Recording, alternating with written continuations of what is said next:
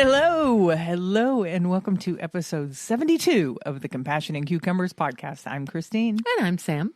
How are you doing? I'm just great. How are you? Good. Cool. We had previously recorded the intro and had to stop because one of our cats, Trippy, was having his way with one of the cords. Yes. Yes. So this is actually take two. Yeah, take two. So you missed a really interesting conversation about the weather. You thought that was interesting? No, it wasn't. Okay. It wasn't I was interesting. going to say, it was not at all interesting. It was snowing today. It was. It was very pretty. And it was really super pretty snow. Yeah, it was like that just kind of almost misty, floaty snow, like not much accumulation, but it was just really lovely. Yeah, it was kind of the perfect snowy day. It was. And I'm lucky I get to stay inside and watch the snow. Yeah, and I get to mostly watch it from my office window, so yeah, that's not bad. Hey, we had a fun thing happen. What was that? Sam's brother, Owen, for Christmas got us a subscription to this Vegan Cuts snack. Is that what it's called? Vegan Cuts? Vegan Cuts. Snack box. It's like a monthly snack service. Yeah. And so we got our first box. Yes. This week. Yes. My very generous brother got us a 6-month subscription to Vegan Cuts. Yeah. And so we'll be receiving a snack box each Yeah. month. And it was a really nice mixture of sweet and salty because I'm the salty and Sam is the sweet. This is true. And so it was nice. That it was a good really mixture. Nice. So our box had 10 different items in it. We have not consumed them all yet. No, not yet. By any stretch of the imagination. But we have kind of dug into it a little bit. And the 10 items that were included in our box were some veggie straws from Hippies. Yeah, we haven't tried those yet. No, we've not tried those. I was delighted that there was a can of Poppy. Yeah, one of Sam's favorite beverages, Poppy. I love Poppy. For those of you who don't know Poppy, Poppy is a prebiotic soda that also contains apple cider vinegar, and I just love it. They're good. If you like soda, they're good. They're a good way to consume soda and not have to feel so guilty about it. Yes, and the thing is, I'm not a huge soda drinker, but this has made me more of one, oddly. So I tend to have like a can of Poppy with dinner each evening, and it's kind of a treat. I look forward to it. It's very nice. So there was a can of raspberry rose Poppy in the box. So that was great. We then had some Savor by Susie sea salt grain-free pretzels. Yeah, we haven't tried those yet. We've not tried those yet. Savor by Susie sweet.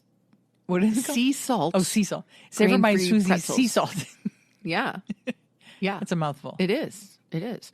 I did have as a snack the other day when the box arrived, the Blake's seed-based birthday cake-like crispy treat. Yeah, it's like a Rice Krispie treat, but it's got all kinds of good stuff in it too, right? It does have all kinds of good stuff. So not only, of course, are the marshmallows with which the treat is made vegan, but it also includes flax seeds and pumpkin seeds and sunflower seeds. Yeah, that's really cool. Yeah, and you also get some little like birthday cake sprinkles on the top. It has a really nice vanilla flavor to it. So I enjoyed that thoroughly. And I had never had one of those before. So yeah, that was a definite thumbs up. Then we have Sunny Fruit sent us some organic tart cherries, which I actually ate last night. Oh, how were those? They were fantastic. Were they like dried tart cherries? They were dried tart cherries. And so similar to the dried cherries that I often buy at Aldi or wherever if I'm considering making either trail mix or my cherry almond chocolate chip cookies. Oh, yeah. Yeah. So anyway, but these were so far superior to your average store-bought dried cherry. Oh, really? Oh, my gosh. They were so fresh and plump and juicy. They were gorgeous. Oh. Yeah. Well, Absolutely that's cool. loved those. So that was awesome. We have some strawberry fruit crisps from Brothers All Natural.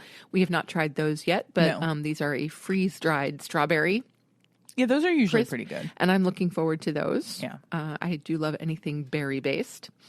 Then we have from Wiley Wallaby, which I have to admit, I just love their company name. Yeah, and their stuff's usually pretty good. Yeah, you got me some Wiley Wallaby sour licorice bites for Christmas, and they were really like quite sour good. gummies. Yes, and but this particular Wiley Wallaby creation is their cinnamon licorice. Yeah, we've never tried this one. Haven't tried that yet, but Christine got excited about that when I was taking it out of the box. I like cinnamon stuff. Yeah. So that should be very, very interesting. And then we got some Pig Out Crunchies from Outstanding Foods, and this was the sea salt variety. I ate those. And how were they? They were good. They are supposed to be like a vegan pork rind. Okay. So they are kind of shaped like a pork rind is shaped. They're really good. They're kind of, I would maybe compare them to like maybe like a cheese puff. Okay. Yeah, like kind of like a cheese puff, but not cheesy, just salty. Yeah. They're good. They're crunchy and salty, and that's all I'm looking for in a snack is crunch and salt. Yeah. See, I'm thinking that probably wouldn't work for me. Yeah, you didn't even want to try them. No, I didn't. I thought they were good. Well, I mean, just the idea of a pork rind of any kind, fake or otherwise, I just wasn't feeling it. Okay. All right. Moving on, though, we had some assorted lollipops from Coochie Coo. Yeah, Coochie Coo. From Coochie Coo. We have not broken out the lollipops. No. Nope. And then finally... You should probably bring the lollipops to work and give them to your kids. Yeah, you're right. Kids like lollipops. Well, even older kids. Yeah, absolutely. So you're right. I'll take them to work and put them in a bowl out. on your desk or something. And they'll be gone in no time. Yeah. And then finally, we have the Monster Cookie Granola from Bakery on Main. Yeah. What does it say? What flavor it is? No, it doesn't. But I'm looking forward to that. Yeah. I like me some granola. So that was fun. And we'll be super fun. Yeah, we'll be looking forward to those coming at the end of every month, and we'll let you know what's in them. We sure will. Again, the company is Vegan Cuts Snacks Box. If you're looking for maybe a cool gift idea to give to somebody, yeah, and even better than just the fact that the recipient of a Vegan Cuts box would get some really cool vegan snacks every now and again. But also, we have a card here that says that our box supported the Barnyard Sanctuary in Blairstown, New Jersey. Yeah, so they're also doing good. Yes. With their profits. Which we love. It's awesome. So yeah, you can check them out at vegancuts.com/shop. Hey, we had tacos this week, and I wanted to talk a little bit about tacos. Just in general? Yeah, because... Any specific taco? No, just tacos are kind of like the perfect food for me. Because... They're up there, I'll admit. With tacos, like you can put anything in a taco. And, I mean, just about anything into a taco, and it's good. Yeah. Well, I mean, it's yummy stuff inside a tortilla. What's not to like? Right. So I made some buffalo cauliflower tacos. One of my favorites. It's also one of my favorites. Mm-hmm. And... I just love tacos. Yeah, tacos are great. And we don't have them enough. No, we don't. It's not even in our weekly rotation. Like, No, we don't have tacos once a week. It's not even in our monthly rotation. No, I guess not. No. What I need to do is come up with some more varieties of tacos. Well, I'm certainly happy to have you investigate that idea. Yeah. Yeah. Maybe I want to start like a cavalcade of tacos. Oh my God. Well, yes. Who wouldn't want a cavalcade of tacos? Yeah. So if you have taco ideas, please shoot me your taco ideas. The first thing that comes to mind for me is like a sweet potato and black bean. Yeah, you can do sweet potato and black bean, or you really can good. do like like a lentil walnut. You can just do like a vegan crumble That would be kind delightful. of thing. Yeah. Yeah, but I want something really kind of creative and inventive, a new thing. I haven't tried jackfruit. We could try jackfruit. Yeah, definitely do that. A lot of people are using hearts of palm now. Okay. Which we've never used. Well, I mean, and what about just like a good roasted vegetable taco? You can do that too. Well, I mean, because I keep thinking about that bowl from Mad Max that I like so much that we've talked about the last couple of episodes. Yeah, and they do give you tortillas with it, so They you give could you totally one, make they give that you into one a taco. big tortilla. Yeah. And so, yeah, you're taking roasted Brussels sprouts and roasted cauliflower and farro and then all of these other wonderful ingredients, peppers, onions, corn, black beans, et cetera, and stuffing them into a tortilla.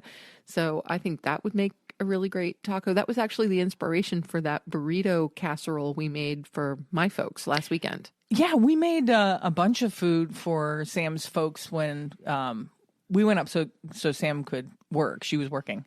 And while Sam was at work, we made a bunch of food for her parents to put in the freezer just so they would have it, since her dad is now going plant-based. Yep. And her mom is kind of struggling for ideas and stuff. So I thought it would be good for us to, anytime we're up there, to stock their freezer for them so Absolutely. that she, doesn't have to think about a meal every day.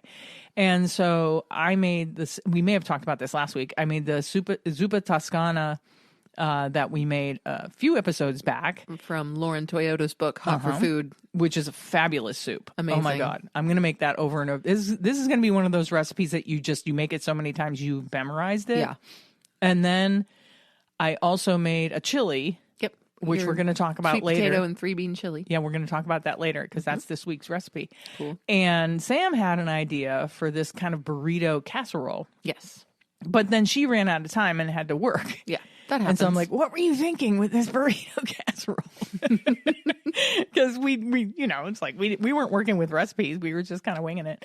And she told me what she was thinking, and I kind of riffed off of what she said. But yeah, it would be really cool to put. I didn't put a bunch of roasted veg. There was some roasted stuff in there, but it would be cool to do kind of a take on that Mad Mex bowl. Yeah. And make it into like a casserole. Yeah, or into a taco. Absolutely. Yeah. Yep. Way cool. Way cool. Hey, some fun stuff in the news. One fun thing that I read in the news, which I can't wait till we're in London again, because there is now a completely vegan pub in London now. And it's called, I'm not sure about this name. The name of the pub is called the Spread Eagle. Okay. Yeah. But it is London's very first 100% vegan pub. That's awesome. And it is, true to a London pub. It looks like a London pub. It acts like a London pub. It smells like a London pub. But all the food is vegan, which is so cool. I just can't wait to go there. I can't either. I mean, we haven't been across the pond in quite a while. Yeah, it's been several years, and I definitely am ready to go. Yeah, so there's an article on a site that's called thetastingtable.com where they talk a little bit about the Spread Eagle. And they say it may look like a typical British pub with wood-paneled walls and blue trim, but an emphasis is placed on reducing waste and offering a fully vegan menu. The team is dedicated to its plant-based ethos, and while 100% vegan drinks may not sound revolutionary, admits The Nudge, many wines and beers contain gelatin or milk derivatives, so even the drinks are all vegan. Yep. If you think that you're there only for a few beverages that qualify for the distinction, the pub rotates beers and keeps palates busy with a fresh cocktail list. So not only is all the food vegan, but also anything that you get at the bar is also vegan. That's awesome. Yeah. We love that. Drink. They have this drink on the menu that probably when we go is going to be the first thing I try. It's a hazelnut white Russian. Doesn't that sound good? Well, yes, of course it does. Yeah. Anything hazelnut for me. Yeah. Or they have a signature cocktail, a lavender is the new black, it's called. Huh. Made with queer I can't say it. Query? Query. It's a mezcal. Quiquiriqui? Quiquiriqui, thank you. Uh-huh. Activated charcoal, lavender syrup, and lemon for its menu. The bar also offers spirits accompanied by Fever Tree mixers. And Fever Tree mixers are awesome. Best. You can get those here, at least where we are in New York. If you go to Wegmans, carries the Fever Tree mixers. They are pricey. Let me tell you. Yeah, they are a little on the expensive side, but let me tell you, the ginger ale is so worth it. Their ginger ale is really good, and their tonic is really good. And they had a what was the pink tonic that we were getting for a while? I can't remember. I don't remember. It was infused with something that was really good, and I haven't been able to find it. But seriously, you get like 4 tiny bottles for like $12. No, it's not that bad. No, it's not that bad. But they're really good. If you want to serve up a cocktail, or even just to drink, just the ginger ale or the tonic is good, just on the rocks, and you want it to be special. Yeah, you can check out the Fever Tree stuff. It's really good. Yeah, I discovered Fever Tree when I was in Wales. And just before I came home, okay, so I'd spent about 2 months in Wales, and just before I was about to leave, I went to a pub and got a rhubarb gin and ginger ale. And they used the Fever Tree ginger ale? They used the Fever Tree ginger ale, and I had never had rhubarb gin before, and it became my new thing. It's so good. Immediately. Yeah. It was so beautiful.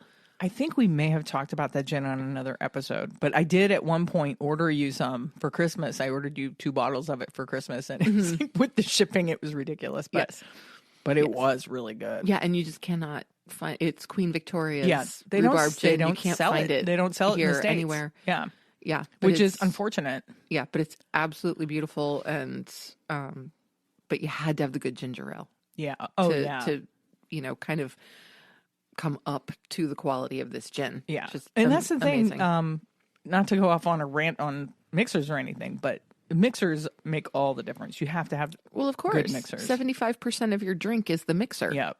Like if you go to a bar and you order a vodka tonic, and if they pour tonic out of that little gun, forget it. It's not going to be good.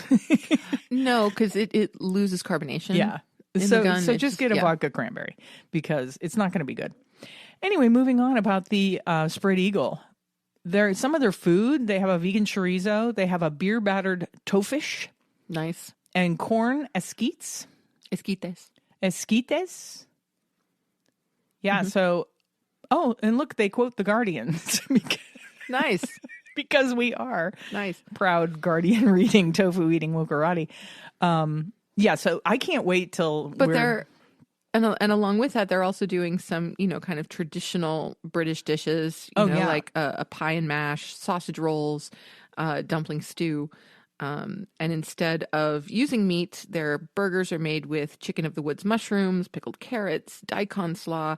They're completely reimagining some wonderful classic dishes. Yeah, I'm excited for this place, and I hope that they're a huge success so that they're still open when we make it back to London. Yes. When's that going to be? I don't know. We don't know. Maybe next year or the year after, something like that. Okay. Sam is convinced we're never leaving the country again. Yeah. Aside from Canada. Right. But I really do hope that they're successful so that we can check this place out. It's called the Spread Eagle. Yeah. So if you're anywhere in the London area, or you have plans to travel to the UK in the near future, definitely check them out. Hey, you know what? I wanted to talk a little bit because yesterday we volunteered at our animal shelter. And I just wanted to put it out there again that if you're having thoughts in your head, if you're already vegan and you're wondering what else you can do, but you can't really find any real activism where you live, because where we live, it's kind of rural where we are. If you're feeling like you want to do something more, you can volunteer at your local animal shelter.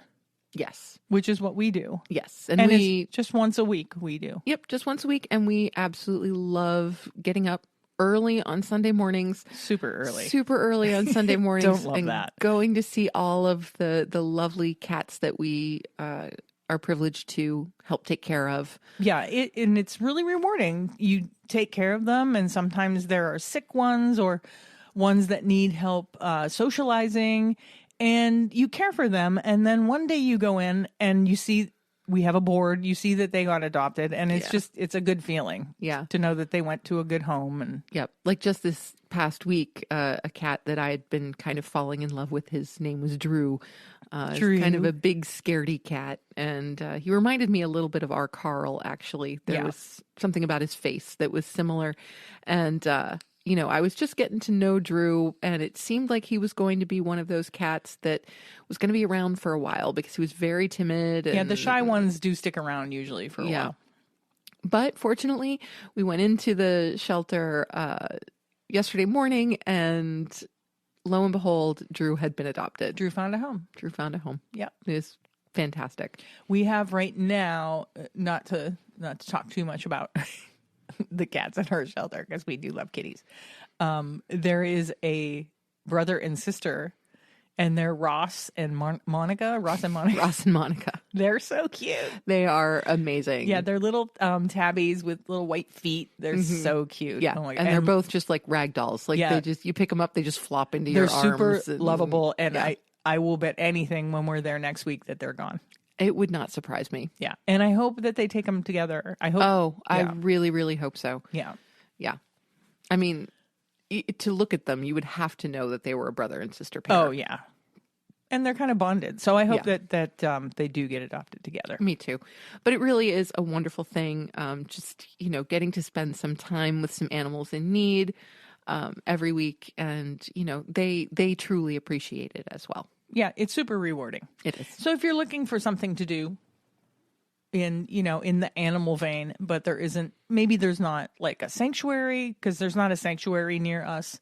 Otherwise, Mockingbird Farms is like 2 and maybe a half hours away from us. Otherwise, we'd be there volunteering every weekend. Oh, absolutely. They're just a little too far. Yep. So if there's nothing around you, like there's nothing around us really, it's an option. So check it out. For sure. Call your local shelter and see if they need help. And I guarantee you they probably do. Most do.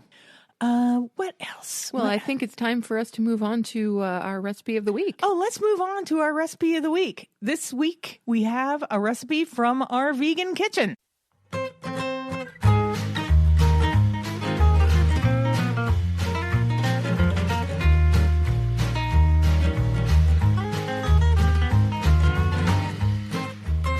And this week's recipe, which we alluded to earlier, is my 3-bean vegan chili with roasted sweet potato. This is a fabulous chili. I make a pretty good chili. You do? Yeah. Yeah. And this recipe will be in the ebook. I'm working on an ebook. We're working on an ebook. And I don't know when it'll come out. Maybe by the end of the year. Yeah, we're hoping sometime this year. Because a lot of these recipes, they're things I make all the time. Mm-hmm. I don't know exactly how much of what I put. Right. It's a dash of this, a dash of this. I taste it till it's right and blah, blah, blah. So it will take some researching as I make them and writing down what I'm doing. Absolutely. So when you're talking about your 3-bean chili, what 3 beans are we talking about? Usually black beans, garbanzo beans, and kidney beans. Okay. But you can really use any kind of bean. Yeah. But you want a bean that's going to hold up. Like maybe not a cannellini. They kind of break down. Right. So I would stick with more hardy beans. Hardy beans. You could maybe do a black-eyed pea or something like that. Okay. But I do black beans, garbanzo beans, and kidney beans. Awesome. Mm-hmm. And then outside of obviously the sweet potato that goes into this, what else goes into this chili? Tomato, of course. Mm-hmm. Peppers, sweet peppers. Mm-hmm. I usually use a couple different varieties of peppers. Mm-hmm. Sometimes I do cauliflower. Okay.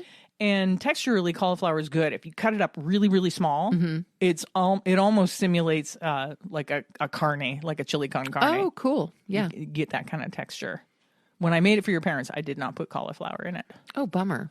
We didn't have cauliflower. Yeah, we did. Oh, we did? I bought a cauliflower. I didn't use it. Yeah, because the cauliflower was also supposed to go in the burrito casserole. Oh, no, I did use it in the burrito casserole. Oh, okay. Yeah, I did. Right. You just didn't realize we had it when you made the chili. I didn't use it for the chili because I didn't know if it was for something else. Oh, well.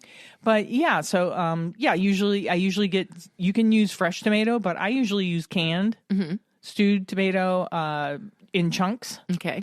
And then just lots of spices, chili spices and cumin and smoked paprika and salt and pepper. And then I just keep adding the spices, oregano and things like that until it tastes the way I think it should taste. Nice. Yeah. And I got to say, this really is a beautiful chili. And of course, with chili, as with many soups and actually with many casserole-based dishes as well, it just gets better as you have leftovers. Oh yeah, it does. The flavors marry and So if you're going to if you want to make a nice big pot of chili and then, freeze the leftovers, like I highly recommend that. Yeah. And then usually I top it with guacamole, maybe a vegan sour cream and some vegan shredded cheddar. Yeah. Because the toppings are good. Yeah. The guac. Gotta have the guac. Yeah. I can take or leave the vegan sour cream, but the guacamole. You've never been a huge fan of vegan sour cream. Or of regular sour cream. Sour cream in general. So I'm just not a sour cream person. Yeah. And if you have trouble finding a decent vegan sour cream, I can tell you that some of the vegan yogurts, plain vegan yogurts, are good substitutes for a vegan sour cream. Yeah. This is true. Yeah. Mm-hmm. And then sometimes, what else do top it with some sliced green onion. Excellent. Yeah. You can never go wrong with sliced green onion. And then sometimes I make a cornbread to have with it. But we didn't this time around. I didn't. No. We just got a really nice ciabatta. Yeah, we got a loaf of ciabatta. To go with it, and that worked very well. Yeah. Because it's good to have a bread or something. Yeah, if you're going to do a really hearty soup or a chili, like a good bread is kind of essential. Mm-hmm. Yeah. Yeah, so that's our recipe of the week from our vegan kitchen. Your folks liked it and seemed to like everything else that we made.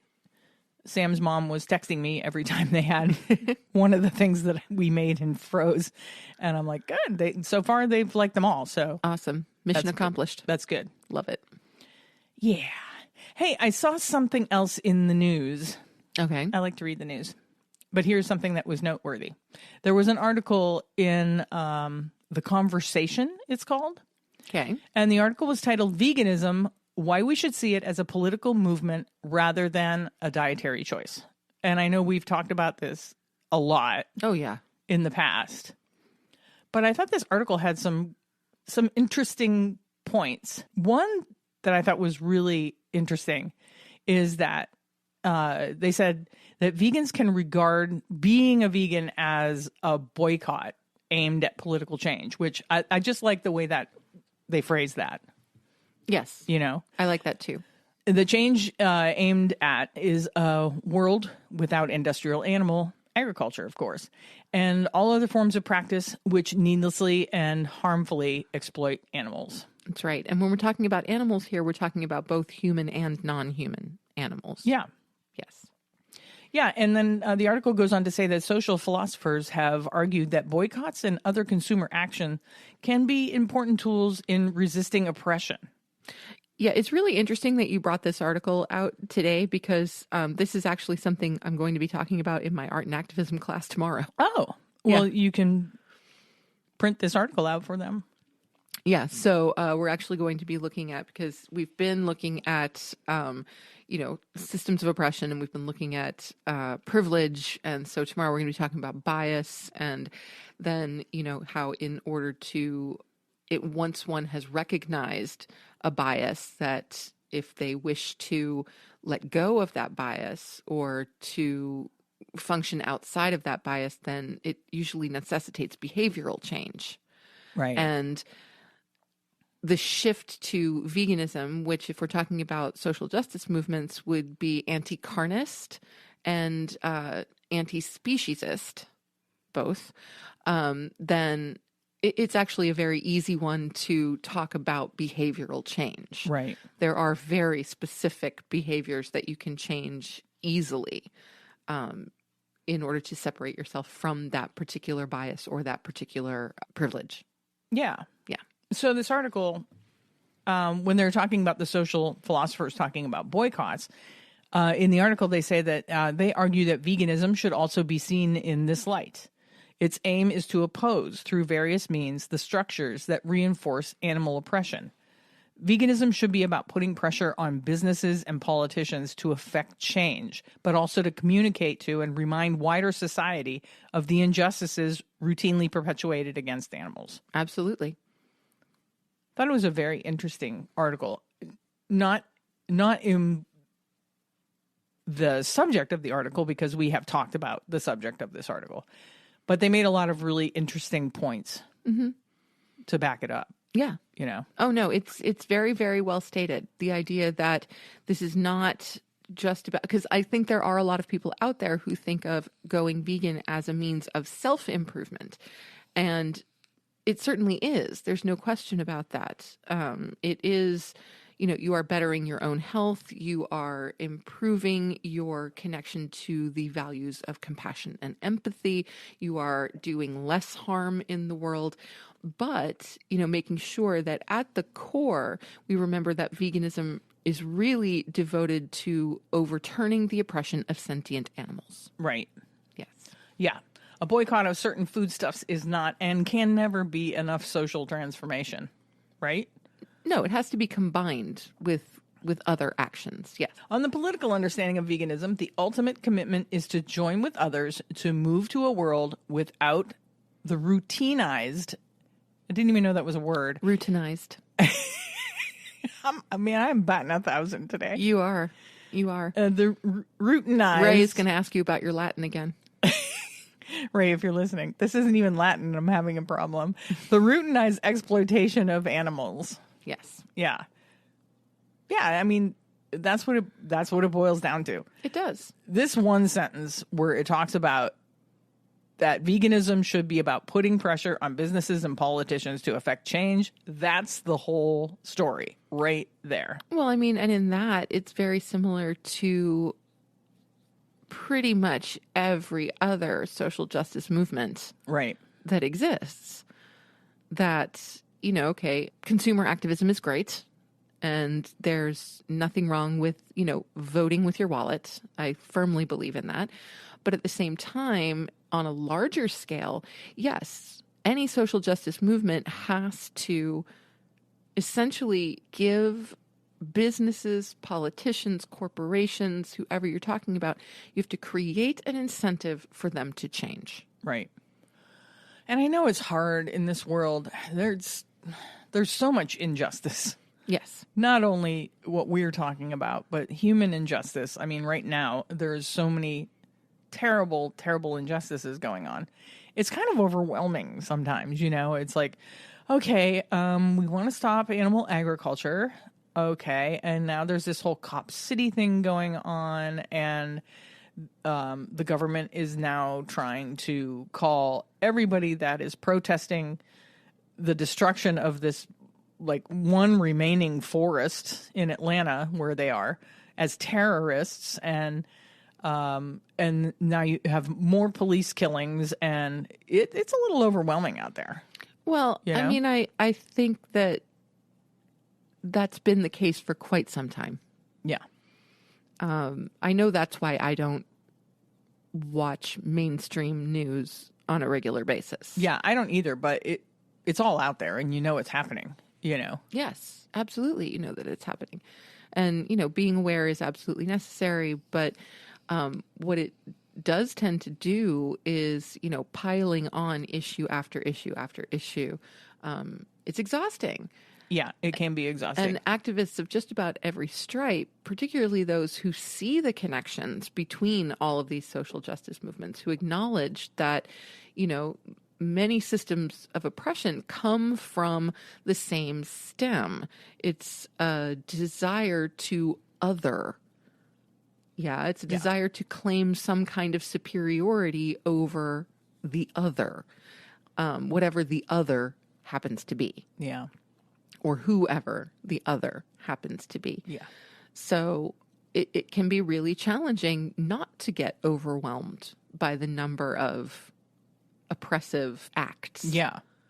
What I find really overwhelming is the fact that our government is trying to deem anybody that protests anything as a terrorist. Yeah, that's disheartening, without question. That they're calling in the National Guard anytime anybody's trying to protest anything. Right. And then you have to start asking... That's our right to protest. Absolutely. What that is, that is protected under the First Amendment. Yeah. That is free speech. But they seem to be finding all of these loopholes in order to categorize people who were holed up in a treehouse with no weapons or anything, protesting as terrorists, I don't know. It's terrible. It is.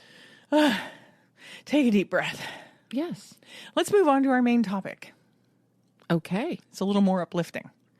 Yes, I do like our main topic. So our main topic today is we're going to review a beautiful 2019 film called 73 Cows.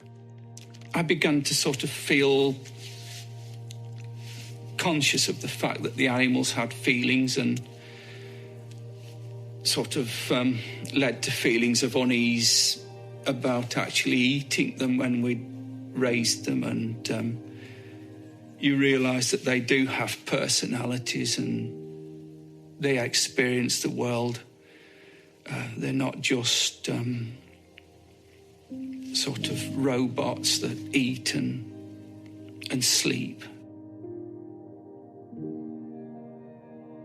I couldn't sort of disconnect that feeling of having to get the job done from the fact that they were individuals rather than just sort of units of production. Just more than a number, really.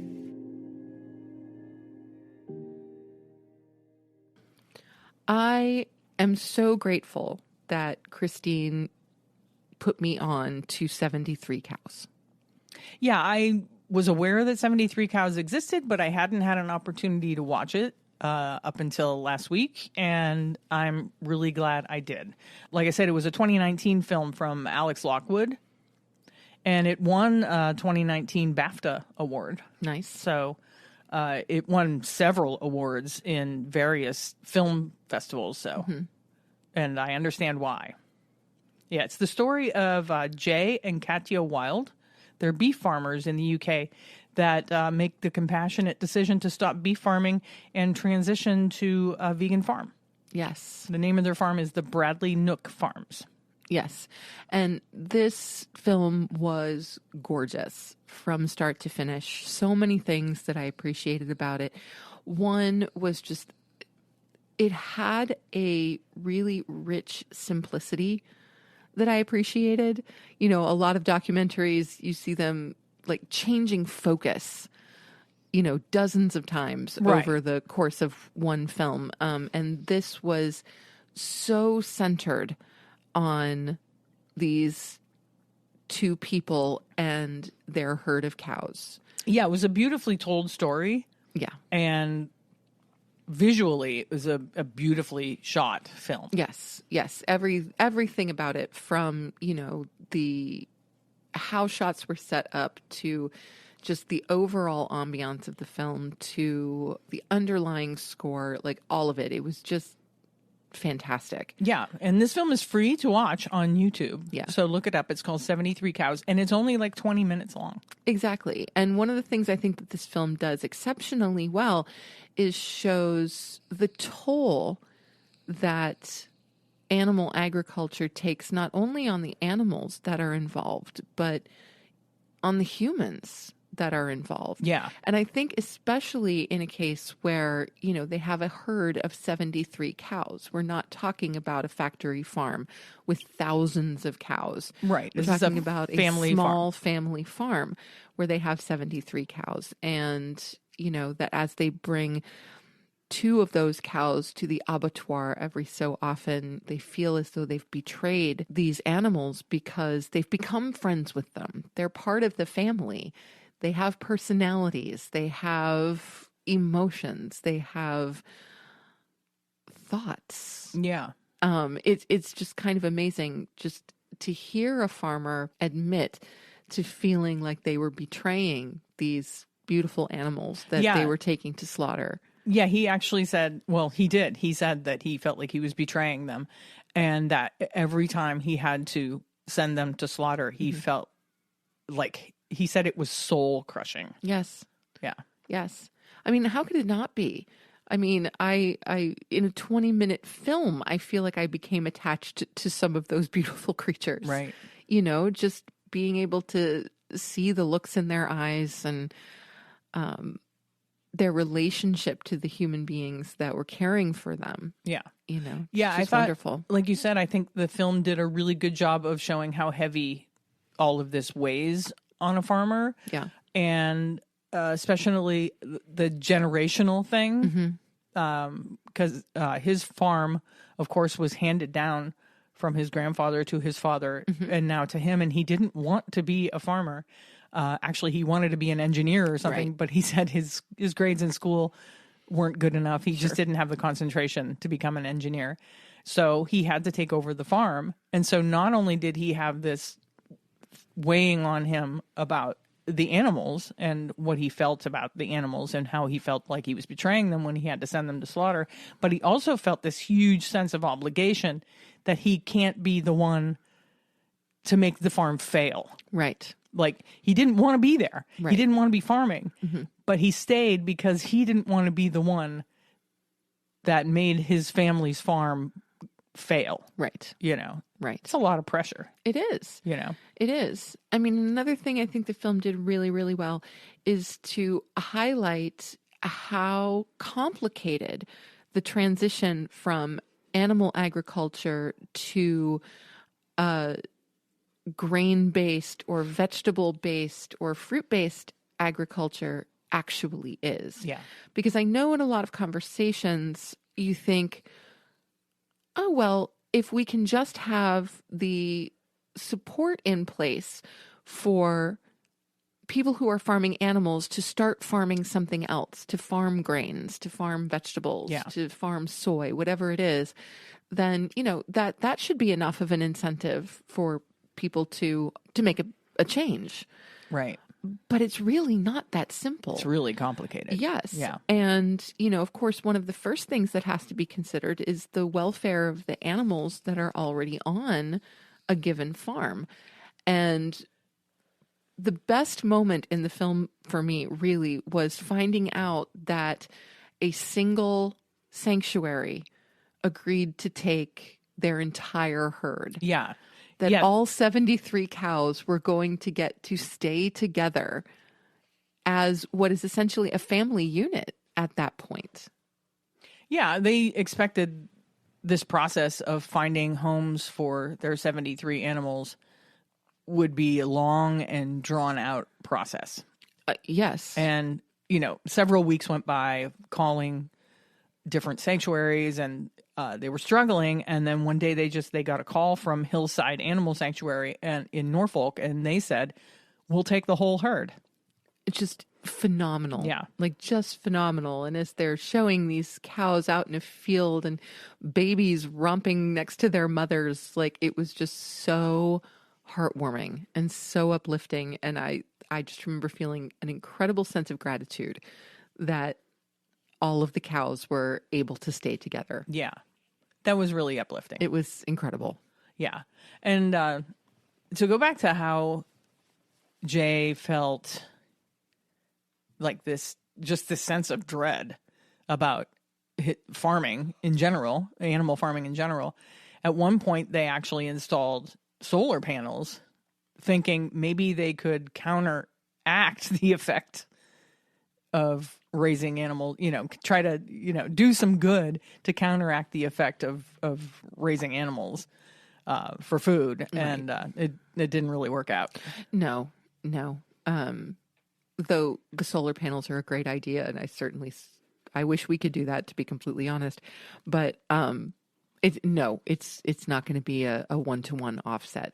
Yeah, no, and they even tried to do a wind farm, but I guess they were turned down. They couldn't get permits for it or anything. Okay. So yeah, and so his wife Katya, it's really a cute story, kind of. She actually worked on the farm as a student. She was like an exchange student and worked on the farm and saw that Jay was struggling with the idea of what he was doing for a living. And she also didn't really agree with raising animals for food. And so she kind of pushed him, you know, along to say, you know, maybe we can do it another way. Maybe there's another way, you know? Yeah. I thought that, and then they ended up getting married. There you go. Yeah. Yeah. It's a beautiful story. So, if you have 20 minutes to spare, I definitely recommend that you head to YouTube. Yes. Yeah. It's you on can YouTube. Find it on YouTube. And check out 73 Cows. Yeah, and I actually reached out to Jay and Katya, and they are going to get back to us with any updates. I know at one point they did have a subscription oat milk service. Nice. And they are working on other ways to try. They're still working it out. Yeah. Even all these years later. Well, of course. I mean, the idea that a change like that could happen overnight is just ridiculous. Yeah. There's so many things to be considered. Tough transition. Yeah. So they said they would get back to us and keep us updated as to what's going on the farm. So that's really cool. And we'll let you know. Absolutely. We'll share that with you when that know information more. comes in, we'll definitely let you know. Cool. Yeah. So that was it. That was 73 cows. Yes. Definitely watch that film. Absolutely. Like I said, it's only 20 minutes long, so it's not a huge amount of time out of your life. And I think it's a really well-told story. So here we are, week 72. It really is a shame that we didn't review 73 cows in episode 73. But here we are in week 72 with 72 reasons to be vegan. And I kind of feel like just because it's episode 72, I should go to reason 72. Reason number 72 out of 72 reasons to be vegan is that this lifestyle is an ongoing adventure. I really like that.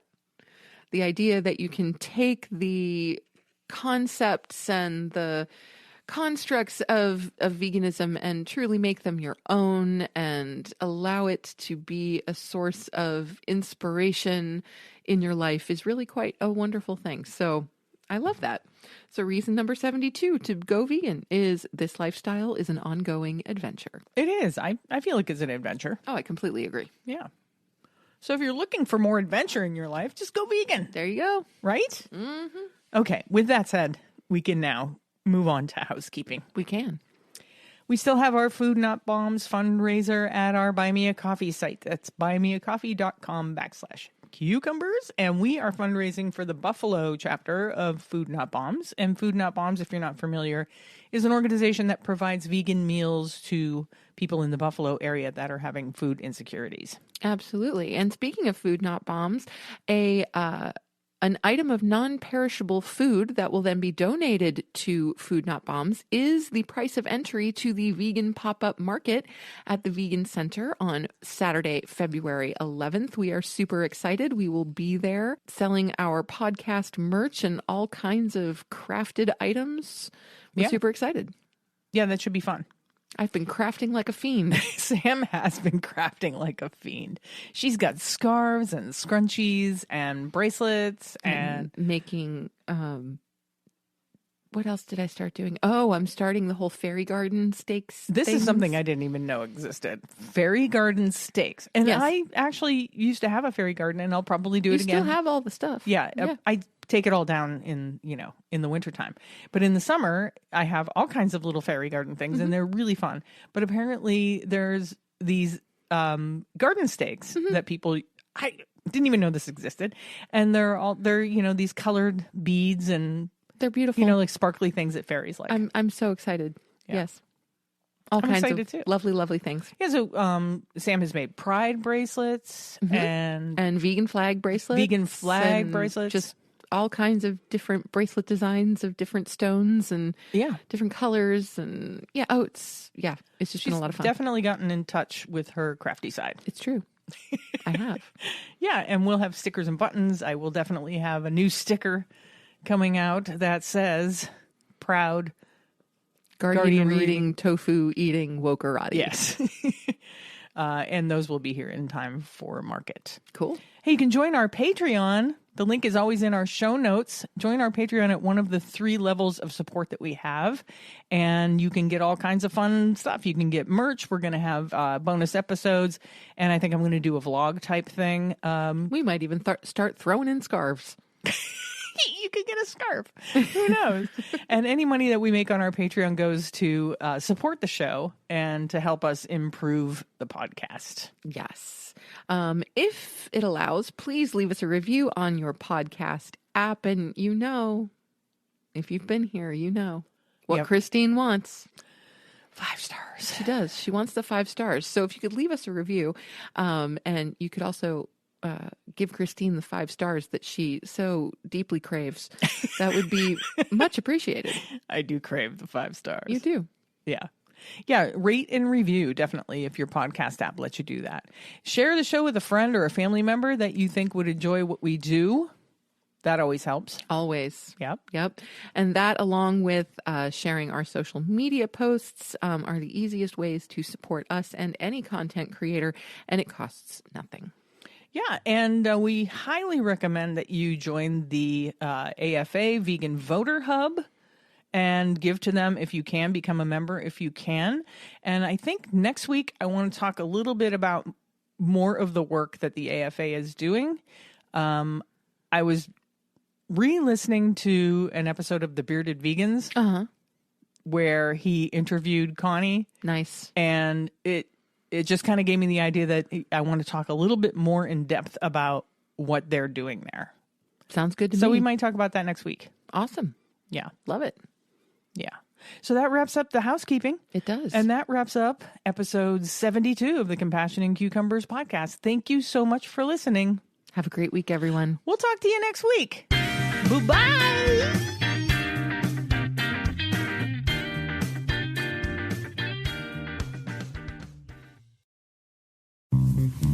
Do you want to support the Compassion and Cucumbers podcast? Well, you can do that by joining our Patreon page. We have 3 different levels of support, and all 3 come with their own special bonuses. Hey, you can support the podcast and get yourself some really cool merch. All the links and deets are in the show notes. We'll catch you next week on the next episode of Compassion and Cucumbers.